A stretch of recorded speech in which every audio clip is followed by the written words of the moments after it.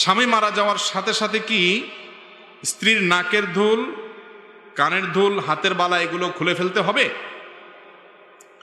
নবী করিম সাল্লাল্লাহু আলাইহি ওয়াসাল্লাম ইবনে হাদিস থেকে আমরা জানতে পারি, কোরআনে কারীমের আয়াত থেকে আমরা জানতে পারি, একজন স্ত্রী তার স্বামীর মৃত্যুর পর 4 মাস 10 দিন পর্যন্ত তিনি ইদ্যত পালন করবেন, শোক পালন করবেন। কয়দিন? 4 মাস 10 দিন। এই সময়টাতে তিনি প্রথমত বিবাহ শাদী করবেন না, কারোর সাথে বিবাহ শাদীতে বসবেন না। আর যদি তার গর্ভে কোনো সন্তান থাকে তাহলে সেক্ষেত্রে সন্তান প্রসব হওয়া পর্যন্ত এই বিধান চলবে, 4 মাস 10 দিন না।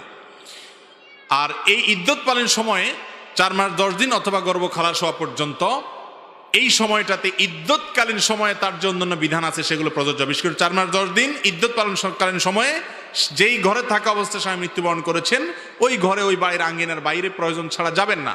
সাজগোজ অতিরিক্ত করবেন না। সাধারণভাবে যে পোশাক আশাক পরেন সেগুলো পরবেন, কোনো অসুবিধা নেই। অনেকে মনে করে সাদা পোশাক পরে থাকতে হবে, না, এমন কোনো কথা নেই।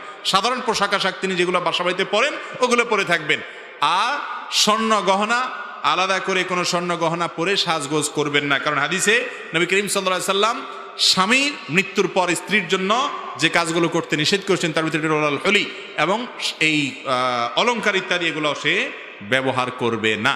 অনেক ওলামা ইকরাম অবশ্য বলেছেন নাকে যেগুলো আগে থেকে আছে, ছোটখাটো শরীরে যেগুলো আগে থেকে আছে সেগুলো থাকতে পারে, নতুন করে কোনো গহনা ইত্যাদি পরবে না। কিন্তু অন্যান্য ওলামা ইকরাম হাদিসে সাধারণভাবে অলংকার না পরার ব্যাপারে নবী করিম সাল্লাল্লাহু আলাইহি ওয়াসাল্লাম যে নির্দেশ করেছেন সেই কারণে বলেছেন যে অলংকার, হাতের বালাটাল এগুলো খুলে রাখবে এবং শোক পালন শেষ হলে তারপর তিনি পরবেন।